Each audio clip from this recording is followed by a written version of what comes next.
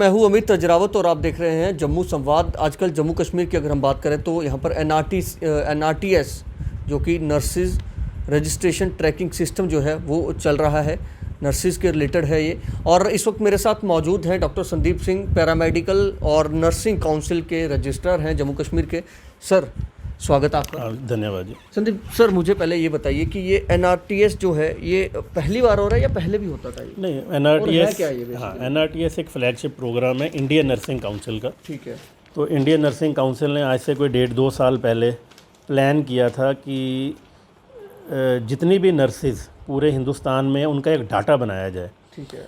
तो उसमें ये एक नेशनल यूनिक ID नंबर देना चाह रहे हैं सारी नर्सिस को, और एक उनका जो एक कार्ड बनेगा, एक पासबुक बनेगी, और जो उनको एक यूनिक नंबर दिया जाएगा वो हर नर्सिस का अपना अलग होगा। तो लॉकडाउन की वजह से JNK में पहले ये हम नहीं कर पाए, क्योंकि जब हमारी बारी थी NRTS की तो यहाँ लॉकडाउन देश में लग गया था और जम्मू में भी। तो अब जाके हमने ये कैंप्स लगाने इसके शुरू किए हैं। और NRTS का मतलब है नर्सिस रजिस्ट्रेशन ट्रैकिंग सिस्टम, तो जिससे कि हम नर्सिस को ट्रैक कर सकते हैं। मतलब इसका क्या है हाँ, इसका बेनिफिट इसका बड़ा है। एक तो हर स्टेट में अपनी तरह की एक रजिस्ट्रेशन होती है जो एक काउंसिल्स वाले करते हैं। NRTS एक यूनिफॉर्मिटी देगी। यूनिफॉर्मिटी इन द सेंस कि आप पंजाब चले जाओ, आप हरियाणा चले जाओ, हिमाचल चले जाओ, फिर जम्मू कश्मीर आ जाओ, जो नर्सेज अपना एक आई कार्ड निकालेंगी वो एक यूनिफॉर्म स्टैंडर्ड का होगा, हर स्टेट में एक ही जैसा। तो एक यूनिफॉर्मिटी उससे मेंटेन होती है। दूसरा, इसका बेनिफिट जो हेल्थ केयर वर्कर्स का हिसाब से है, जो हमारे एडमिनिस्ट्रेटर्स हैं उनके लिए बड़ा बेनिफिट है। जब भी कोई मान लो नर्सिंग कॉलेज खुल रहा है या कोई नया हॉस्पिटल खुल रहा है, वहाँ पे हमें किस स्पेशलिटी की नर्सिस चाहिए, तो वो ट्रैक करना कितना आसान हो जाएगा कि उनका IID नंबर डालेंगे और उस नर्स का पूरा एक बायोडाटा निकल आएगा बाहर। उसमें उसकी सारी एम्प्लॉयमेंट डिटेल्स होंगी। तो एक एडमिनिस्ट्रेटर्स के लिए प्लान करने के लिए ये डाटा हमारे बड़े काम आने वाला है। और दूसरा, इसके बाद एडमिनिस्ट्रेटर्स के लिए दोबारा ही एक डाटा हमारे पास ऑनलाइन अवेलेबिलिटी होगी। कल को आपने देखा होगा कोई मेडिकल कॉलेज खोल रहा है, कोई कुछ खोल रहा है, कोई नर्सिंग कॉलेजेस खोल रहा है, बाहर के स्टेट वाले वहाँ पे भी पढ़ा रहे हैं कॉलेजों में, और कहीं जम्मू में आके भी पढ़ा देंगे या कहीं पंजाब में भी आके पढ़ा देंगे। तो ऑनलाइन हमारे पास सिस्टम होगा, IID डाला, उसमें पता लग जाएगा उनकी एम्प्लॉयमेंट के। मैं समझ गया। मुझे थोड़ा सा ये समझाइए कि आखिर ये मतलब किसके लिए, जैसे सपोज अगर हम बात करते हैं कि पंजाब में ही अगर हम पड़ोसी अपना राज्य जो है उसकी बात, वहाँ पर अगर कोई कॉलेज खुल रहा है, वो गवर्नमेंट का होगा या प्राइवेट के लिए ये चीज़ें? नहीं, नर्सिस तो इसमें है कि INC ने उनके क्लॉज के हिसाब से बता दी है, ईच एंड एवरी नर्स, चाहे वो GNM नर्स हो, चाहे फीमेल मल्टीपर्पज़ हेल्थ वर्कर हो, ANM हो, MSc हो, BSc हो, हर नर्स ने इसमें रजिस्टर्ड होना है। अच्छा। हाँ, हर नर्स इसमें रजिस्टर्ड होगी, और जस्ट उनके लिए हमने एक IID उनको प्रोवाइड कर देना, यूनिक ID नंबर जो वो अपने पास रखेंगे, और उसका जी सेंटर लेवल पर ही। बिल्कुल। ठीक है। तो अभी कैंप इसके चल रहे हैं, तो कहाँ पर? हमने अभी अपनी स्टेट में हमने 3 कैंप्स हम ऑलरेडी लगवा चुके हुए हैं। हमारा पहला camp government AMT school Bakshi Nagar में लगा था, वो बड़ा सक्सेसफुल रहा। और हमने वहाँ से हमें ये पता लगा कि बड़ी डिस्ट्रिक्ट से बच्चे उठ के यहाँ पे आ रहे थे रजिस्ट्रेशन करने के लिए, तो उनको बेनिफिट देने के लिए कि अपनी डिस्ट्रिक्ट से उनको बाहर ना आना पड़े। हमने जो उसके बाद कैंप्स लगाने शुरू किए वो हमने अपने नए मेडिकल कॉलेजेस में लगाने शुरू किए। हमने जब जम्मू का कैंप ख़त्म हुआ उसके बाद हमने मेडिकल कॉलेज रजौरी में कैंप लगा दिया, उसके बाद हमने उधमपुर डिस्ट्रिक्ट हॉस्पिटल में लगा दिया, उसके बाद हमने डोडा में सक्सेसफुली लगाया, और अभी जब मैं आपसे बात कर रहा हूँ इस समय हमारा camp government medical college Kathua में चल रहा है।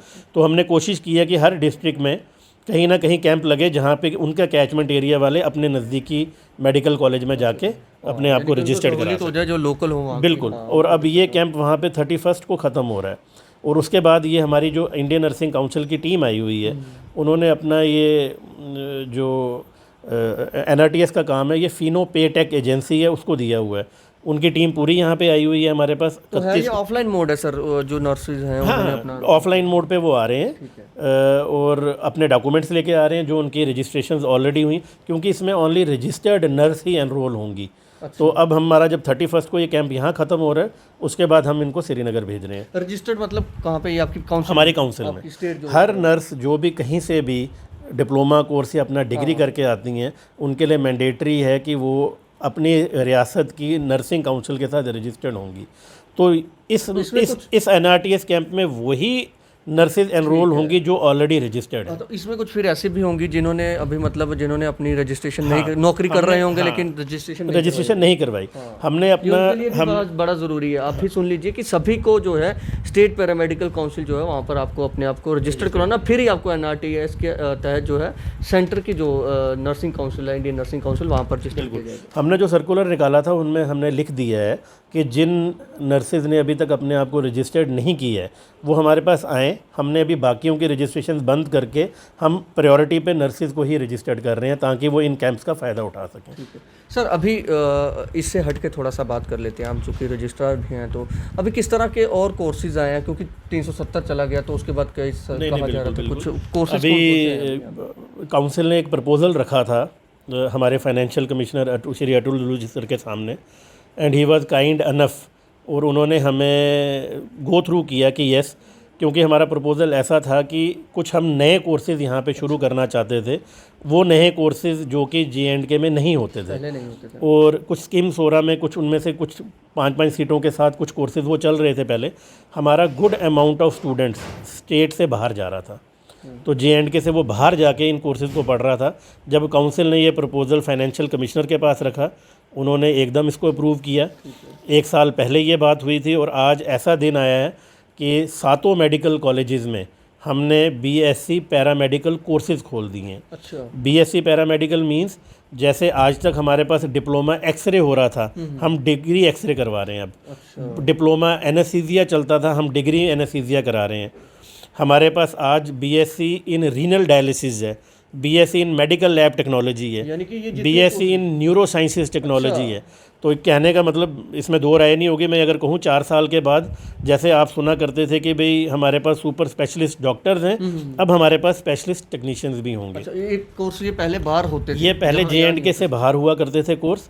अब हमने कोई 8 कोर्सेज़ मेडिकल कॉलेज जम्मू के लिए ले लिए, हमने 9 कोर्सेज़ मेडिकल कॉलेज श्रीनगर के लिए ले लिए, और जो पेरिफेरी के हमारे नए मेडिकल कॉलेजेस खोले हैं 3 से 5 कोर्सेज़ हमने वहाँ पे भी खोले लिए। इससे तो 2 फायदे होंगे, एक तो बच्चों को होगा कि वो जो बाहर जाते हैं पैसा भी बचेगा, यहीं पर करेंगे। दूसरा ये कि हमारी स्टेट को भी काफ़ी, UT को भी काफ़ी फ़ायदा होगा। स्टेट को फ़ायदा 2 तरह से होने वाला है।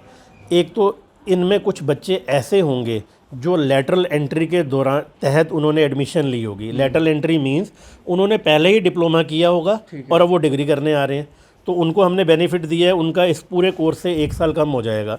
अब आप सोचें कि आजकल हम हर जगह पे बोल रहे हैं हेल्थ केयर मैन पावर की कमी, 590 सीटें इस बारी हमने गवर्नमेंट इंस्टीट्यूशंस में ये नई खोली हैं, तो 590 हैंड्स हमारे पास इन हॉस्पिटलों में काम करने के लिए भी आ गए हैं। और उनमें से जिन्होंने ऑलरेडी डिप्लोमा किया होगा वो तो बिल्कुल तैयार हैं काम करने के, वो काम भी करेंगे और साथ में सीख भी लेंगे। चलिए सर, बहुत बहुत शुक्रिया इस तमाम बातचीत के लिए। तो मैं आपको बता दूं कि सरकार जो है 370 के बाद काफ़ी ज़्यादा जम्मू कश्मीर में हेल्थ सेक्टर को जो है मजबूत करने पर लगी हुई है, जोर है। और मैं आपको ये बताऊं कि NRTS जो है नर्सिंग रजिस्ट्रेशन ट्रैकिंग सिस्टम जो है, इससे जो है वो एक यूनिफॉर्मिटी आएगी पूरे देश में, और यूनिक ID नंबर होगा नर्सिस का। और अभी जम्मू कश्मीर में ये कैंप जो है लगाए गए हैं। अभी फ़िलहाल जो कैंप लगा हुआ है कठुआ डिस्ट्रिक्ट में लगा हुआ है, GMC कठुआ में, और ये चल रहा है पिछले कई दिनों से। और अगर आपको किसी तरह की परेशानी है तो हमने, डॉक्टर साहब ने आपको जैसे बताया कि कोई भी अगर कोई नौकरी कर रहे हैं नर्स, तो उन्हें पहले खुद को स्टेट पैरामेडिकल काउंसिल जो है यहाँ पर रजिस्ट्रेशन स्टेट काउंसिल में रजिस्टर्ड करवाना होगा, फिर उसके बाद आप NRTS में करवा सकते हैं। फिलहाल आप देखते रहे जम्मू संवाद। नमस्कार। CBSE affiliated MV international school ठंडी खुई में नर्सरी से 12वीं कक्षा की एडमिशन खुल चुकी है। अगर आप चाहते हैं कि आपका बच्चा ब्रिटिश, अमेरिकी और कोरियाई international exchange programmes, NCC, Byju's, Tata, robotics इत्यादि में भाग ले तो 12 नेशनल अवार्ड्स और ब्रिटिश काउंसिल के इंटरनेशनल स्कूल अवार्ड से सम्मानित MV इंटरनेशनल स्कूल आपके बच्चे के लिए है बेस्ट चॉइस। प्री नर्सरी से UKG के स्टूडेंट्स के लिए इस स्कूल की प्रेप विंग में सभी आधुनिक फैसिलिटीज हैं। तो MV इंटरनेशनल स्कूल में आइए और अपने बच्चे के सुनहरे भविष्य की सीट बुक करवाइए। एडमिशन के लिए कुछ ही सीटें बची हैं। हमारी ट्रांसपोर्ट जम्मू, सांबा और कठुआ जिलों में उपलब्ध है और हाँ, इस साल एडमिशन फीस भी नहीं है।